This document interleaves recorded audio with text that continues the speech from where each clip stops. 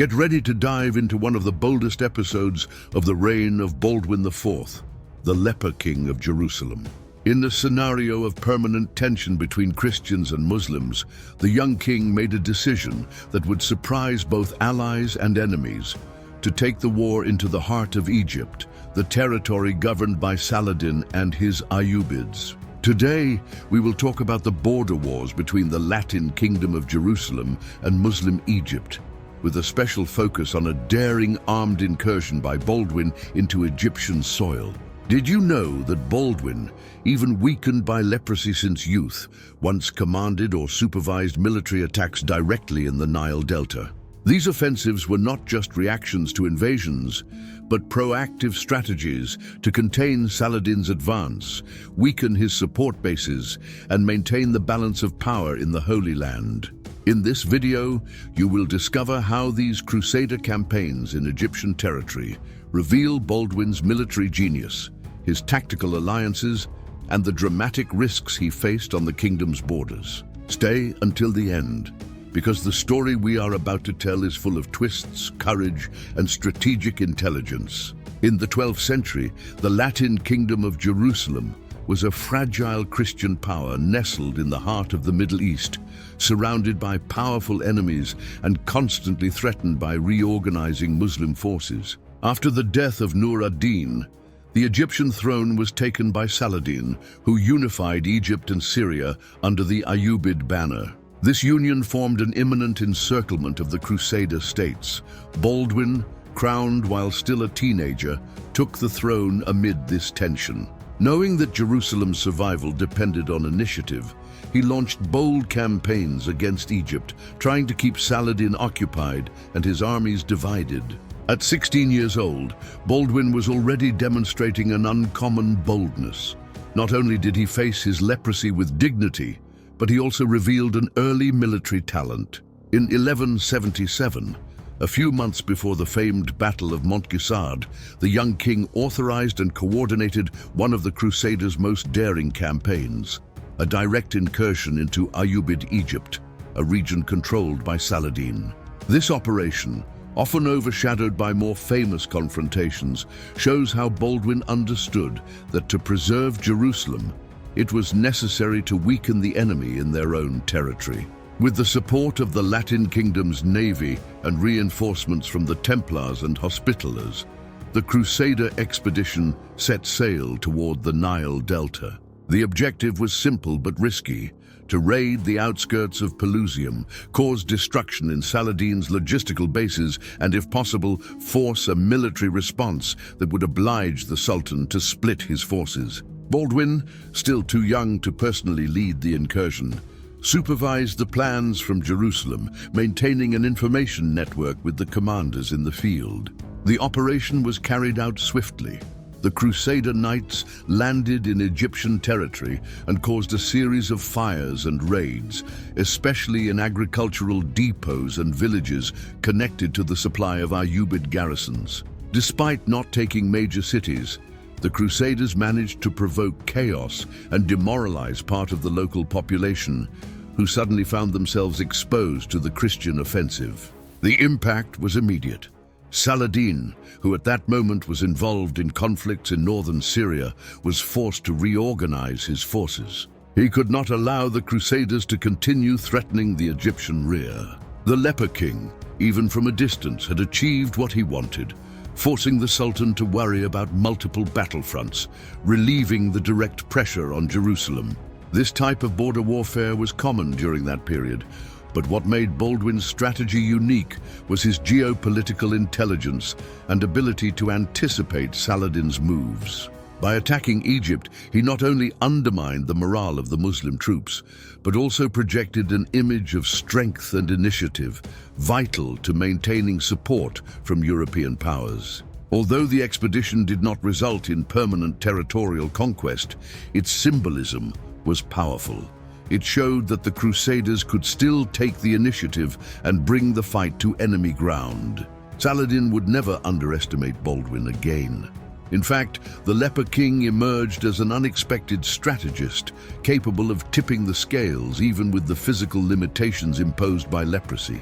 Moreover, this offensive further solidified the respect of his military orders, such as the Templars and the Hospitallers, who began to see Baldwin not just as a legitimate king, but as a commander worthy of being followed. It is interesting to note that many Muslim and Christian chroniclers highlight the surprise caused by this attack. In a Middle East accustomed to seeing the Crusaders on the defensive, seeing Jerusalem projecting power into the Nile Delta was a shock. From that campaign onward, the Ayyubids knew that the Latin kingdom would not wait passively for a siege. Baldwin was a king who knew how to turn the game around. The consequences of the Crusader offensive in Egypt in 1177 were profound, even if not always immediately visible. Baldwin's boldness in attacking the logistical heart of the Ayyubid Empire triggered a significant shift in Saladin's strategic stance. If previously the Sultan saw Jerusalem as an objective to be conquered through gradual campaigns, after the Egyptian incursion, he understood that the Latin kingdom could also be unpredictable and aggressive. Saladin responded quickly. He sent reinforcements to the coastal regions of the Delta and intensified surveillance over potential Christian landings. But the damage was already done. The supply lines between Egypt and Syria were compromised, even if only momentarily. This delayed Muslim offensives in the Levant and gave Baldwin the chance to consolidate positions further north, especially in the region of Ascalon, a fortress city essential for containing Saladin. More than that, the campaign in Egypt had a psychological effect. The Latin barons, often hesitant to follow young leaders, began to see in Baldwin a monarch with strategic vision. His moral authority grew, and even the leaders of the military orders, who were often more concerned with their own interests, recognized the intelligence of the maneuver. The leper king not only knew where to strike, but also when and with what intensity, even without being on the battlefield. This type of campaign was also part of a medieval logic of holy war. It was not just about plundering, but about sacred attacks against the land of the infidels. Baldwin understood the symbolic power of taking the crusade beyond traditional borders. The idea that Christians could, even with numerical and geographical limitations, inflict damage on the center of Muslim power was vital to maintaining crusading fervor. Many knights came from the west not only to defend Jerusalem, but to take part in glorious deeds, and few acts seemed more daring than invading Saladin's Egypt. The Muslim reaction also revealed the fragility of Egypt's borders under Ayyubid rule. Saladin had to reinforce local administration, reorganize tax collection, and even revise his alliances with Bedouin and tribal leaders who protected the interior routes. The border war, in this sense, had a prolonged impact, even if it didn't translate into permanent victories. Internally, however, Baldwin also faced challenges. His physical condition deteriorated progressively. The leprosy progressed, limiting his mobility and increasing political tensions at the Jerusalem court. Some nobles began to press for a regency, fearing that the king would not be able to hold the throne for much longer.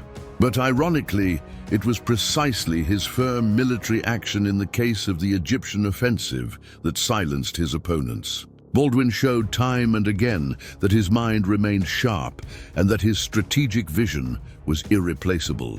After the campaign in Egypt, the confrontations with the Ayyubids became more calculated. Saladin avoided launching major offensives without first consolidating his bases, and Baldwin, for his part, began to act more cautiously, prioritizing well-placed defensive actions and strengthening alliances with Crusader principalities in the north. The border war between Jerusalem and Egypt didn't end there, but that specific moment in 1177 represented a turning point. It showed that even in the face of an enemy superior in numbers and resources, intelligence, faith, and boldness could reverse the course of history, at least for a time. Baldwin, the leprosy-stricken king, had proved himself to be a true commander of Christendom, willing to take the fight to the ends of the Egyptian desert.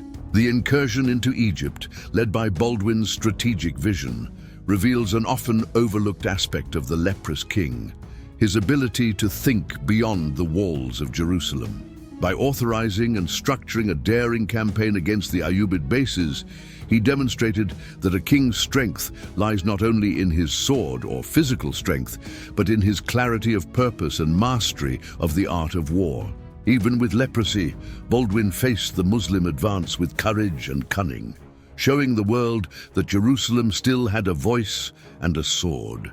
These border wars against the plunderers of Egypt were not just military skirmishes, they were chapters in an ideological and spiritual battle between two worlds. And Baldwin, even so young and so marked by illness, left his mark as a king who dared to challenge the greatest Muslim commander of his generation, Saladin. If you enjoyed this episode on the Egyptian campaigns of the Leper King, leave a like, share this video with other medieval history lovers, and comment below on what else you'd like to see. Subscribe to the channel and stay with us for more stories of faith, war, and courage in the Holy Land. See you next time.